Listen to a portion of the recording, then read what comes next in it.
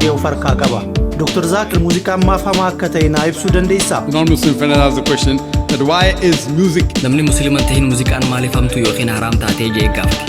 Kallattiin quraana keessatti muuziqaan hamtuudha jaamee wanni ibsamee jiru. Garuu karaa kallattiitiin alatti wanni ibsamee jira. Hadiithiin Nabi Muhammad sallallahu alaihi wasallam waa'ee muuziqaa fi meeshaalee muuziqaa dubbatu ni jira. Wanni isaan hayyaman dibbee qofa, dibbeen halaali. Meeshaalee muuziqaa kuwwan biroo hin hayyaman. Sababni isaa yeroo hedduu meeshaa muuziqaa sammuu namaa jijjiiruun haala addaa keessa nama seensifti. Qur'aana yoo xintaltan qur'aanni wallee ni muru. Suuraa shu'araa keessatti waa'ee warra wallee haasawu. Yeroo hedduu sirbaa fi muuziqaa yoo xintaltan jechoonni achi keessatti fayyadaman hedduun wantoota dhugaarraa fagaatan.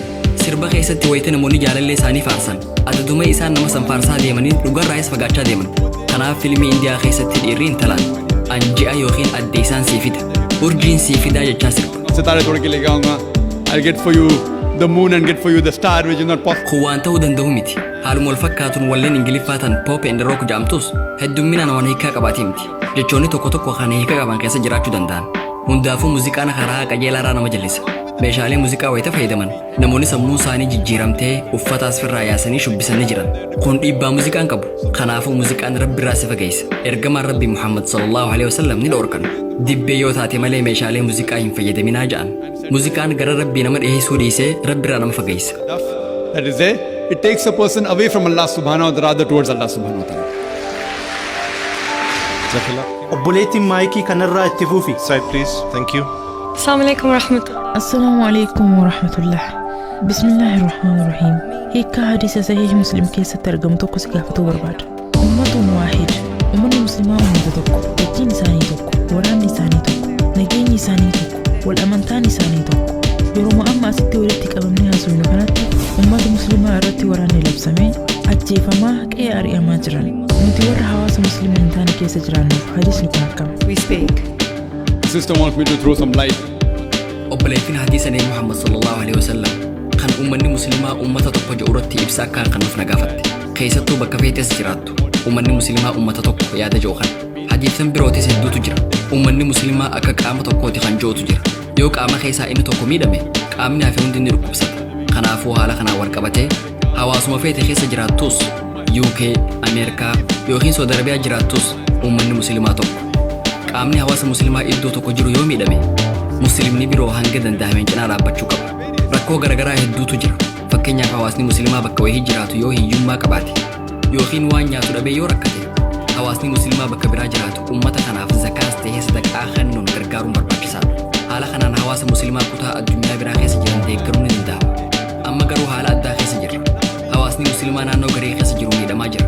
Kanaafuu humna qabnu hundaan cinaa dhaabbachuun dirqama keenya.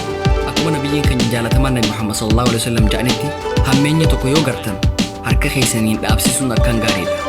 Yoo harka keessaniin dhaabsisuu hin dandeenye arraba keessaniin dhaabsisaa. Yoo arrabaan dhaabsisuu dadhabdan qalbii keessan keessatti jibbaa. Qalbiin jibbuun irra xiqqoo waan godhuu dandeessiniitii jedhan. Kanaafuu hammeenya tokko yoo gartan dandeenyaan harkaan itti kutaa deebisaa. Yoo harkaan dhaabsisuu hin dandeenye arrabaan jibbaadhaa. Sanis yoo dadhabdan qalbiin jibbaa. Wanni xiqqoon godhuu dandeenyu qalbiin jibbuudha. Fakkeenyaaf saamicha raawwatamaa jiru yoo gartan yoo rabbii humna isiniif kenne waan san dhaabsisaa. Yoo hattuun sun humnaan kan isin caaltu taate yookiin isin nama muraasa taatanii isaan ammoo kudha wayii ta'an yoo xiqqaate arrabaan dhaabsisuu yaala. Yaa boodiisi hin hatiin ja'an yoo isinillee dadhabdan yoo xiqqaate qalbii teessan keessatti jibbaa.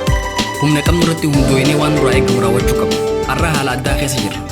Keessattuu eega balaa fulbana 911 as haalli jiru adda. Akkuma beekamoonni fulbana 911 raawwatame dogongora.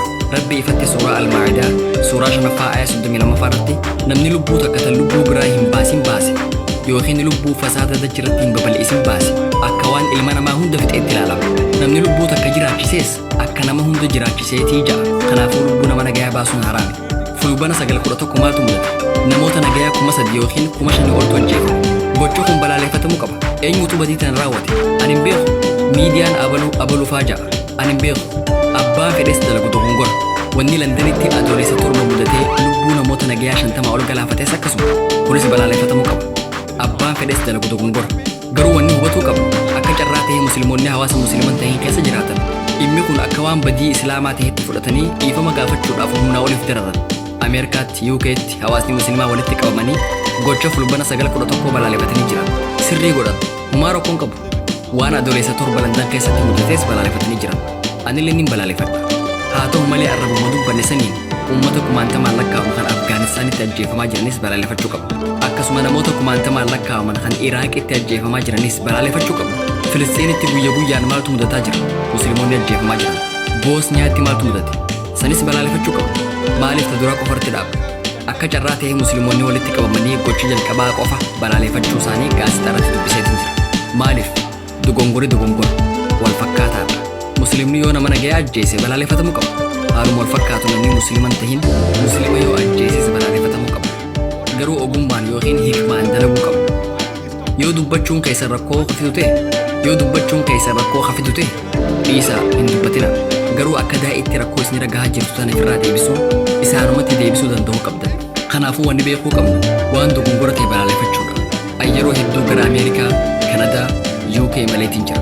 Mata duree Islaamaa fi shororkeessummaa jedhutti haasawa hedduun taasise. Haasawaan godheen wanni nu hubachiise. Maqaan waliifaan laalama namuma tokkoof dalagaa takka irratti kan namuusaati. Fakkeenyaaf Indiyaatti waggaa 67 dura wayitee Ingiliz Indiyaa bulchaa turteetti. Lammiileen Indiyaa hedduun kunneen bilisummaa biyya tanaatiif qabsaa'antu jira. Namoonni bilisummaaf qabsaa'an kunneen mootummaa Ingiliziin shororkeessota yaamanii yaamaman. Garuu nuti lammiileen Indiyaa falmattoota haqaa jennee isaan yaamna. Namuma tokko dalagaanis takkittuma garuu maqaa garagaraa lama. Ilaalcha warra Ingiliziin walii galtanii Ingiliz mirga Indiyaa gabroonfachuu ni qabdi yoo jettan namoota kanneen shororkeessota jettanii yaamuu qabdan. Garuu ilaalcha lammiilee Indiyaatiin yoo walii galtan Ingilizoonni gara Indiyaa wanni dhufaniif daldalaa fi malee nu saamuu fi miti yoo hajattan ta'e namoota kanneeniin qabsaa'ota jechuu qabdan. Namoota kanneen sabboontota jettanii yaamuu qabdan. Namuma tokko dalagaanis takkittuma garuu maqaa garagaraa lama. Kanaafuu nama tokkoof maqaa kan nun dura namni sun maaliif qabsaawaa jira kan jedhu adda baafachuu qabdan. Seenaa warraaqsa Ameerikaa wayita ilaaltan jaarraa 18ffaa keessa bara 1775tti Ameerikaanonni bilisummaa argatan. Warra Ingiliziitu isaan gabroomsaa ture. Yeroo sanitti namoonni shororkeessota tokkoffaa jedhamuun beekaman Beenjaamin Farankiliinii fi Joorji Waashingitan fa'aadha. Akka mootummaa Ingilizitti Joorji Waashingitan shororkeessaa adda duree jedhamuun beekama. Boodarratti ammoo namichi shororkeessaa adda duree jedhamee yaamamu kun pirezidaantii Ameerikaa ta'e. Yaadame akka mootummaa Ingilizitti shororkeessaa adda duree jedhamee hayyaamamaa tureetu pirezidaantii Ameerikaa ta'e. Namni kun yookiin Joorji Waashingitan, Joorji Bush dabalatee pirezidaantota isa duubaan dhufan hundaaf abbaa kiristaanaati. Kanaafuu wanni amma argaa jiru namni aangoorra jiru tokko yoo waajee dubbiin isaanii fudhatamti. Mootummaa apartaayidii Afrikaa kibbaa fakkeenya fudhachuu dandeenya. Neelsan Maandeellaa waggaa 25 fedhan shororkeessaa adda duree jedhanii isa yaaman. Eega mootummaan apartaayid aangoorraa buufameen booda Afrikaan kibbaa haareetti dhalatte. Neelsan Maandeellaan pirezidaantii ta'e. Waggoota muraasa booda badhaasa nagayaa kan Noobel badhaafame. Yaadame namichi shororkeessaa adda duree jedhamuun yaamame. Dalaguma shororkeessaa jedhamee itti yaamame saniin badhaasa Noobeelii kan nagayaa badhaafame.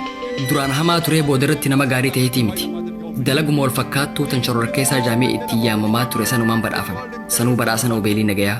Wanni hubachuu dandeenye namni aangoorra jiru tokko yoo waa dubbate dubbiinsaa akka dubbii amantiitti fudhatamti. Garuu dubbiin akkasii miti. Kanaafuu wanni godhuu qabnu gara dhugaa bu'uuraa deemuudha. Obbolii akka musliimaatti nuti dhugaaf dubbachuu qabna. Yoo rabbi humna siif kenne harka keetiin dhaabsisi, arraba keetiinis dalagi. Wanni irra xiqqaan dalaguu dandeessu qalbii keessatti jibbuudha. Ummaa kanaafis du'aa godhi. Deebisaa siif kenne jeetiin abdadha. You can do is curse in your heart and pray for the ummah. Hope that answers the question. حرمنا رؤيته في الدنيا فالله لا نحرم في الجنة واشتقنا يا رسول الله